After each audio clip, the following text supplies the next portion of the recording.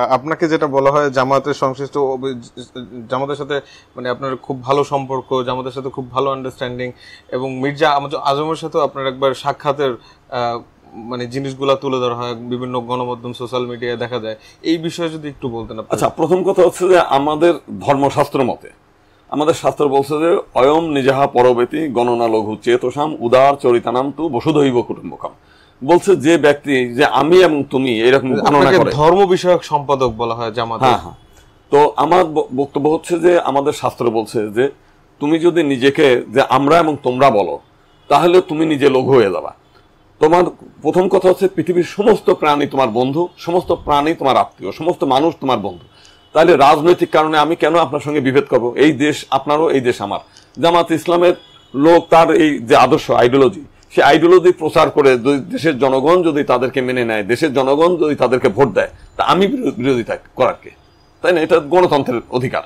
তো সেই কারণে আমরা চাই যে কে জামাত করবে, কে বিএনপি করবে, কে আওয়ামী লীগ করবে, কে কমিউনিস্ট পার্টি করবে, এটা আমরা দেখবো না। আমাদের ধর্মশাস্ত্রের মধ্যে আমাদের 4 ভাগ হচ্ছে কমিউনিস্ট, মানে কমিউনিস্টের মতো। সে হচ্ছে বলছে যে যাবজ্জীবেত সুখং জীবেত ঋণাং কৃত্যা গীতং পিবেত। এই সমস্ত ধর্ম বলতে কিছু নাই, এই সমস্ত বেদ বেদান্ত কিছু নাই। খাও দাও ঘুমাও ফুর্তি করো।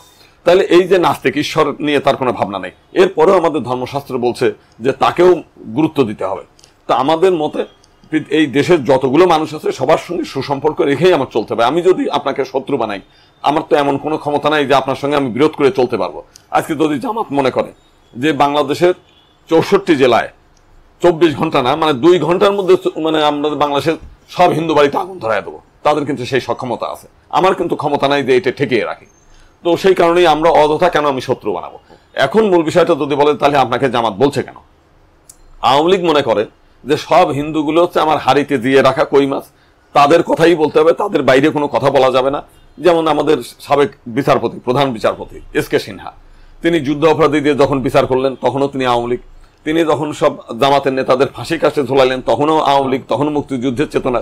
যেই উনি বললেন যে বিচার বিভাগের স্বাধীনতা চাই, বিচার বিভাগকে আমরা আলাদা করে দেবো, কারণ বিচারকদের উপরে যাতে রাজনৈতিক নেতারা কোনো প্রভাব বিস্তার না করতে পারে, পরবর্তীকালে যেন জনগণ একটা স্বাধীন বিচার ব্যবস্থা চায়, যেই করতে গেলেন তখনই শেখ হাসিনা তার, আমরা যেটা শুনেছি, তার বুকের উপর বুট দিয়ে লাথি মেরেছে যে এই স্বাধীন বিচার ব্যবস্থা আমরা করতে দেবো না। তখনই শোনা গেল সে রাজাকার ছিল, তখনই শোনা গেল সে হচ্ছে জামাতের লোক।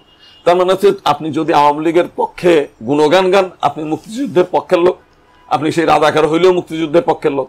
যেমন আমাদের শেখ হাসিনার বিয়ে দিয়েছিল যে বাড়িতে, আমাদের ফরিদপুরে মোশাররফ সাহেবের বাড়ি, ও তো বিখ্যাত রাজাকার পরিবার। হ্যাঁ, শেখ হাসিনার মেয়ে বিয়ে দিল। তো তার কাছে মেয়ে বিয়ে দিলে রাজাকার পরিবারে মেয়ে বিয়ে দিতে পারবে, কিন্তু একজন স্বাধীনভাবে কথা বলতে পারবে না।